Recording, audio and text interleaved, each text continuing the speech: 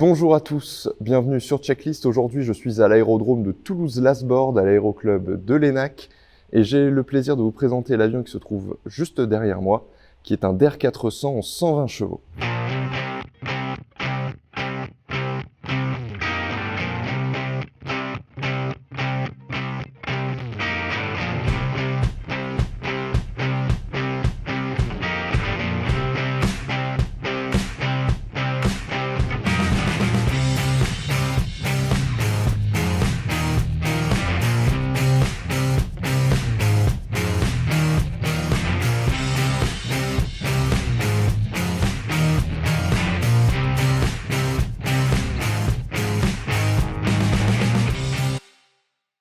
Le modèle que j'ai avec moi aujourd'hui date de 1996. C'est un modèle dit Dauphin 2+2, comme indiqué ici même. Et ça veut dire qu'en fait, il est équipé d'un moteur de 120 chevaux, qui est le plus petit moteur de la gamme.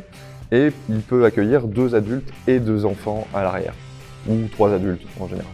Ce qui est intéressant avec cet avion, c'est à la fois sa prédominance dans tous les aéroclubs de France. C'est vraiment l'avion que vous pouvez retrouver partout où vous alliez. Mais c'est également son histoire qui, je trouve, est très intéressante parce qu'en fait, cet avion, même s'il a été produit pour ce modèle-là en 96, est en fait équipé d'éléments qui datent des années 40. Tout est vieux sur cet avion, tout est vieux. Bon, excepté peut-être le GPS, mais globalement tout est vieux. Et c'est ça qui, je trouve, en fait un morceau d'histoire autant qu'un avion populaire et extrêmement connu par tous les pilotes de France de nos jours. Le premier vieil élément qu'on peut retrouver, c'est en fait toute cette aile ici, qui est extrêmement caractéristique parce que toute la partie centrale est complètement à plat, et a un dièdre nul, et on a un dièdre sur les parties extérieures. Donc cette aile qu'on retrouve en fait sur tous les Dair 400 et sur énormément de modèles aussi de marque Jodel, on y reviendra, elle a été conçue en fait dans les années 40 par 2 ingénieurs français qui, au sortir de la guerre, ont commencé donc à créer des avions. Et ces 2 ingénieurs, c'était Jean Deslémontez et Édouard Joly, qui ont donc donné la marque ensuite connue et le type d'aile aussi Jodel, Joly Deslémontez. Au sortir de la Seconde Guerre mondiale, les 2 amis vont commencer à créer un prototype d'un nouvel avion. Jean Deslémontez, lui, n'était pas à son coup d'essai, étant donné qu'il avait déjà designé tout un tas d'avions pour lui-même auparavant. Ils vont créer cette aile assez novatrice à l'époque, avec une forme donc avec un dièdre de bout d'aile uniquement. Et donc au début des années 40, Jean Deslémontez et Édouard Joly vont commencer à bosser sur leur premier prototype d'avion, le Jodel D9, qui sortira en 1947, à la fin des années 40, et qui sera le premier à être équipé de cette magnifique aile. Alors à l'époque, forcément, vous pouvez imaginer que dans votre garage, vous ne pouviez pas faire des moulages de carbone ou d'autres matériaux composites. C'est pour ça que, en fait, la majeure partie de la structure de cet avion est en fait en bois. Donc c'est du bois qui a été recouvert par une toile qui est tendue. Donc en fait ici on a les nervures, on voit ici les agrafes de nervures. Et tout le reste en fait c'est du bois. Et ici c'est de la toile. Ça fait un petit tambour. Alors le gros avantage de cette construction en bois et en toile, c'est déjà qu'elle était très simple à réaliser par n'importe qui. Bon, très simple. Si vous savez construire un avion globalement, mais il faut être un petit peu ébéniste. Mais on s'en sort pas mal. Et d'ailleurs aujourd'hui les avions Pierre Robin, il y a des bruits des fois. Et aujourd'hui, les avions Robin Aircraft qui produisent encore ces Dair 400, en fait, utilisent toujours cette technologie de bois et de toile et donc forment des ébénistes pour l'aviation. Donc participent à ce patrimoine français exceptionnel et rare d'avions construits en bois et en toile. Cette aile Jodel, on la retrouve aujourd'hui donc sur tous les Dair 400, même encore de nos jours, les successeurs des Dair 400, donc qui sont maintenant les Dair 401, qui sont équipés de meilleurs moteurs et de technologies plus modernes, continuent d'utiliser cette aile Jodel en bois. On a quelques versions pour la voltige qui sont en métal, mais globalement ça reste du bois. Et on la retrouve également, cette aile, sur en fait tous les avions Jodel qu'on puisse retrouver de nos jours, qui sont souvent soit faits pour du vol de montagne, soit des avions de construction amateur, en fait, parce que ça reste des avions à la base de construction amateur. Et aujourd'hui encore, on a des gens qui produisent des Jodel dans leur garage pour le plaisir de les faire voler, parce que cette aile est finalement une très très bonne aile. Il y avait un Jodel 150 dans le hangar. Alors j'ai voulu vous le montrer. Tu viens explorer avec moi? Viens vite! Let's go! Come on! Vous emmenez dans le noir absolu de l'autre côté du hangar et on ne voit rien. Voilà, bon, c'était pas la peine d'essayer de vous montrer, il n'y a pas de lumière. j'aurais essayé. Et donc en 1947, Édouard Joly et Jean Deslémontés sortent leur Jodel D9, qui était un petit monoplace à aile basse, avec cette aile. Et alors donc ils font quelques essais en vol, ils le font voler même pas mal, et ils se rendent compte que déjà ça vole bien, donc c'est super, ils ont réussi à faire une aile qui vole pas mal du tout. Et surtout, en fait, le public est intéressé.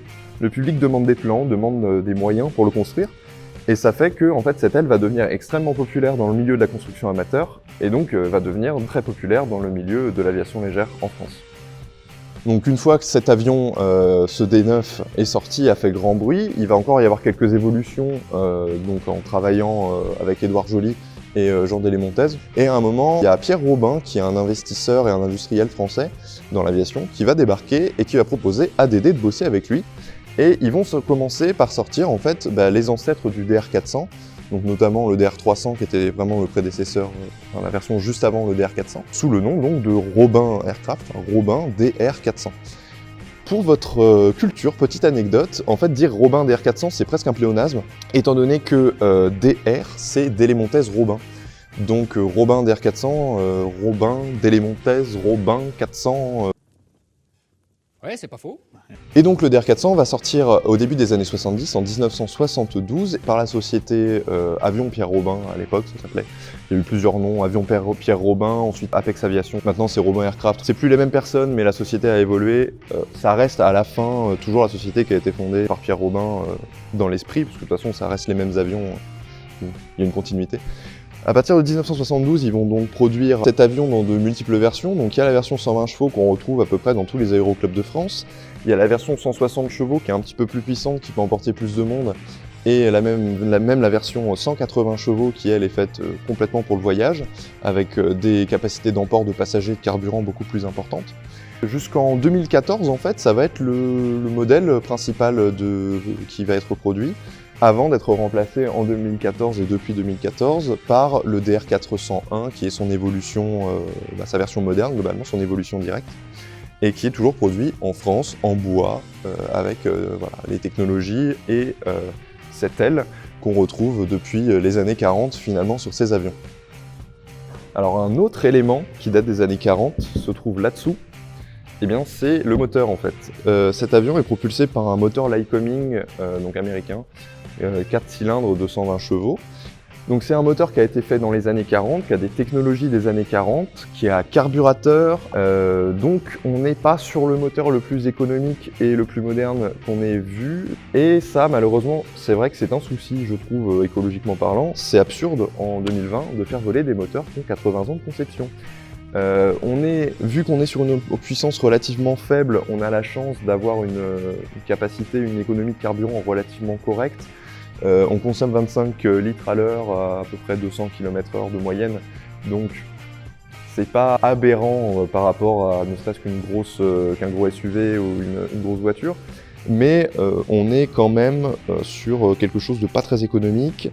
La carburation fait que forcément ça monte pas très haut, le plafond est aux alentours de 10 000 pieds sur cet avion-là, donc on est vite limité, vu qu'on perd de la puissance au fur et à mesure qu'on monte.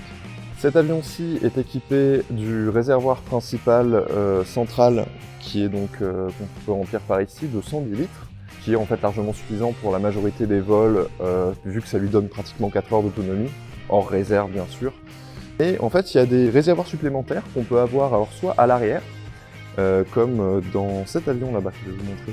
Ce modèle-là, très rapidement, c'est un DR400 160 chevaux, il a un réservoir central ici, et si on va de l'autre côté, il a un deuxième réservoir ici secondaire de 50 litres, donc 110 plus 50, qui est en fait à l'arrière ici, qui change pas mal le centrage, donc est parfois limitant, et en fait est activable par une petite tirette sur le tableau de bord, et qui va donc se déverser le réservoir secondaire dans le principal. Ça lui donne un petit peu plus d'autonomie vu qu'il consomme un peu plus, mais finalement il a à peu près la même autonomie que les DR400 120, si ce n'est qu'il va plus vite. Globalement, voilà, c'est pas un avion qui est impressionnant dans ses performances de moteur, qui est pas impressionnant dans ses technologies de moteur non plus, mais c'est robuste, c'est connu, ça fonctionne, ça tourne bien. Comme tout avion essence de nos jours, une autre absurdité à mon avis, on tourne avec de l'essence plombée, donc du 100 LL, c'est l'essence classique pour ces avions-là. Les échappements, eux, ont parfois pas d'échappement, enfin pas de silencieux, là on est en échappement libre, Il y a certains modèles qui ont des échappements avec des silencieux, mais à la fin, en fait, ça fait toujours autant de bruit. De placer sur ce moteur, on retrouve une hélice à pas fixe, comme sur en fait la totalité de la gamme des DR400. Le but, c'est de rester sur un avion simple. Donc en fait, ils ont tous le même cockpit, ils ont tous une hélice à pas fixe, bon, sauf les versions modernes qui ont des hélices en fait contrôlées électroniquement. Donc à la fin, pour le pilote, il n'y a rien à faire quand même. Et on va justement aller voir à l'intérieur le cockpit pour en parler un peu. Vous allez voir s'il y a quelques petits trucs à raconter à l'intérieur de ce cockpit. Donc pour monter dans cet avion, c'est pas très compliqué. Surtout ne pas marcher hors des zones noires, parce que sinon, en fait, vous passez à travers globalement. Parce que là, c'est juste un peu de toile, ce serait dommage. Et ensuite, eh bien, vous avez ici une petite poignée, et puis vous mettez votre petit peloton, et vous grimpez. L'intérieur est un peu gris, mais bon, on s'en sort quand même globalement pas trop mal. On a des sièges en fait qui ont des mécanismes très particuliers et très robins en fait, avec donc une espèce de petite tirette ici sur le côté qu'on voit mieux ici, qui quand on la tire vers l'arrière permet d'ajuster le siège en fait en avant, en arrière, et également de le faire basculer vers l'avant pour amener les gens à l'arrière. Et donc une fois installé à l'intérieur, on a cette planche de bord extrêmement connue, voilà, avec ces espèces de petits bords arrondis et cette casquette qui est présente sur le dessus. Donc maintenant que je suis installé dans ce cockpit, je peux vous le décrire un petit peu. On a ici nos instruments de base, donc le T basique. Là on a un instrument de nav, radio, transpondeur qui sont présents ici, éventuellement un GPS qu'on peut rajouter ici. Après qu'il y a un équipement là, qui est pour la boîte à mélange, l'oramètre. Les fusibles qui sont présents ici. On a ensuite, en partant du bas, ici en fait le levier pour les volets. Donc qui est en fait sous la forme d'une espèce de frein à main, voilà, qu'on peut descendre ou remonter.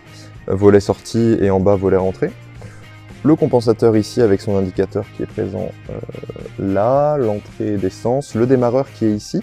Alors on en reparlera justement du fait que le démarreur soit sous la main droite juste après. La mixture qui est là, pompe électrique. Les instruments moteurs globalement sont tous situés ici. Alors pourquoi on a deux manettes de gaz sur cet avion? Eh bien parce qu'on part du principe qu'un Français est un pilote droitier. Que donc il a la main droite sur son manche et que donc il lui faut la main gauche pour pouvoir aller opérer les gaz. Ça veut dire donc que cette manette de gaz est normalement pour l'instructeur à droite ou pour la place droite, et la manette de gaz de gauche pour le pilote. L'inconvénient principal que j'ai trouvé moi avec ça, c'est déjà que d'une part, si vous avez appris ou que vous avez l'habitude de voler sur des avions où les gaz sont centraux, vous n'avez pas l'habitude de voler main droite, donc c'est un peu dérangeant. Et surtout, bien, pour aller atteindre tout ce qui est sur la partie droite, genre à partir d'ici, eh ben, il va falloir que vous changiez de manche. N'est-ce pas ? C'est non. Il va falloir que vous changiez votre main. Non. Il va falloir que vous changiez votre manche de main. Ah oui, oui, oui, oui, oui, oui, oui. Et donc à la fin, vous vous retrouvez à piloter un peu main gauche quand même. Donc ça, c'est la première chose très Robin et très française de cet avion. Et donc la deuxième chose très française dans cet avion, c'est cet anémomètre en km/h. Vous pouvez voir qu'au milieu, on a aussi un cercle où c'est en nœud. Mais il y a énormément de ces avions qui ont en fait des anémomètres en km/h. Et c'est parce que, vive la France et Cocorico, nous sommes des pilotes en km/h. Et voilà, c'est la deuxième petite chose française de ce cockpit, qui globalement en fait reste constant et n'a pas énormément changé depuis les années 70. Si ce n'est l'ajout éventuellement voilà, d'instruments type GPS au niveau de la baie avionique, si je peux appeler ça comme ça, à cet endroit-ci. Et maintenant, on va se retrouver un autre jour, étant donné que là, il fait hyper moche, pour aller emmener ce petit avion faire un petit tour. Allez, à tout de suite. A little longer than a few minutes later.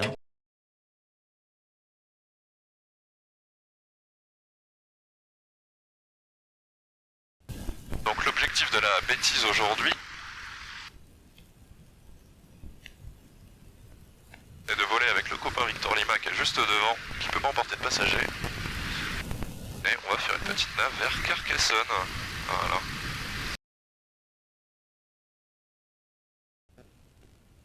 Alors là, faut que je m'attende à ce que ça n'accélère pas, voilà, globalement.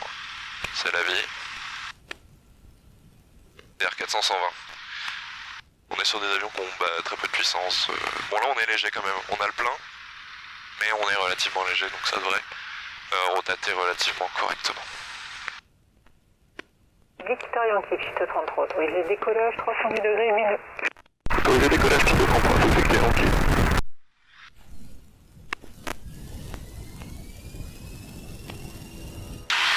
Puissance disponible 2300 tours, pas d'alarme et constante moteur dans le vert.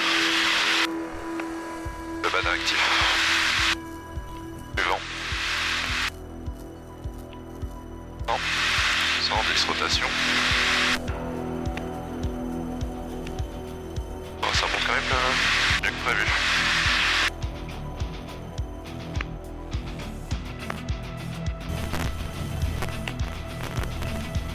Et on arrive quand même à taper les... dans des 800 pieds par minute. Et 900 pieds, 400 pieds seul, on peut rentrer. Un grand volet, les volets rentrés, le voyant est...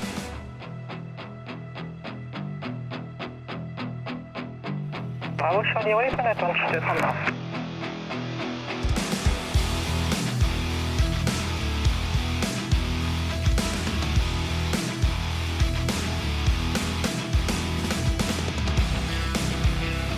Et on finale 27 Victor Lima. Victor Lima, piste 28, autorisé touché, 290 degrés 15 nœuds. Autorisé touché 27 Victor Lima.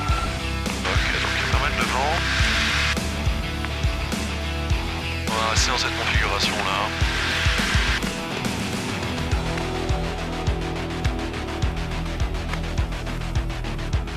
Au moins ça va être joueur. Québec Alpha, on passe whisky, on rectifie la fréquence. Québec Alpha quitté, au revoir. On fixe Québec Alpha.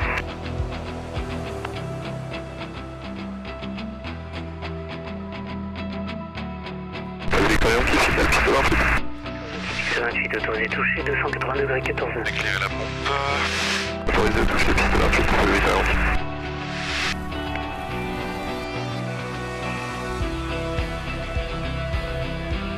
Axi moyen. Ouais, 140, on n'est pas trop mal. On a de la piste, on a de la piste.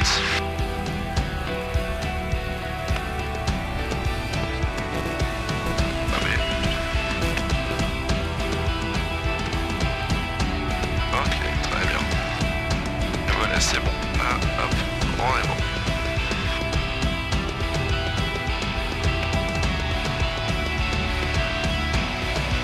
Attention. Oh là là là là, il y a du vent, ouais. Ou encore.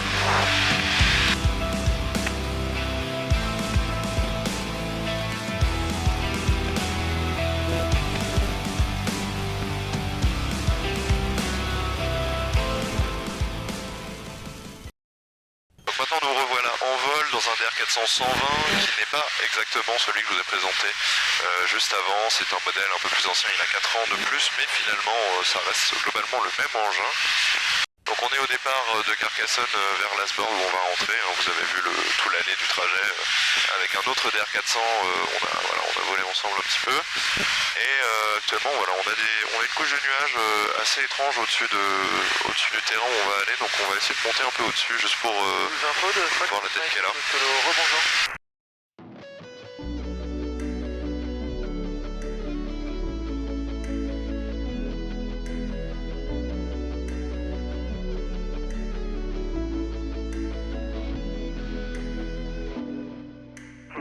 Alors il y a aussi du planeur que je viens de voir juste en dessous.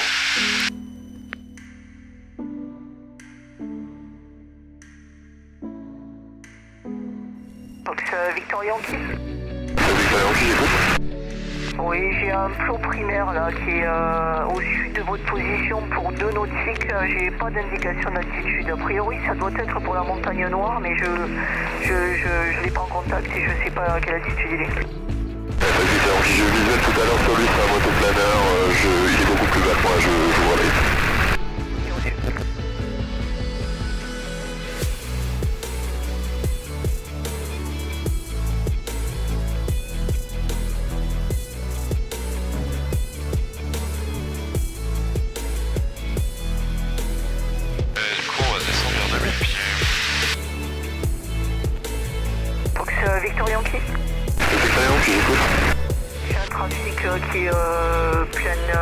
qui est à l'est, à l'ouest de votre position là, pour 2 nautiques, il est stable à 1500 pieds. Très bien, c'est ça, Victor Yankee, je vais ouvrir l'œil et je vais mettre à 2000 pieds de toute façon. Ok, reçu.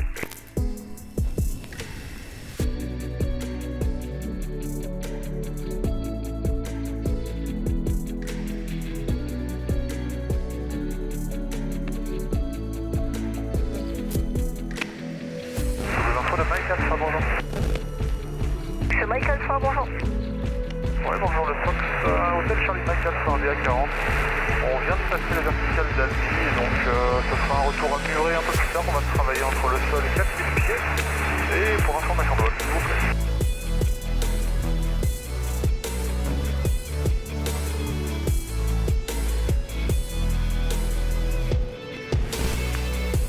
Victor Yankee, final 33. Piste 33, autorisé d'atterrissage, 320 degrés, 5 à 12 9. Autorisé d'atterrissage, piste 33, Victor Yankee. C'est bon, le plan est pas mal, la vitesse, elle est bien. 31 Yankee Sierra, rappelé final 30.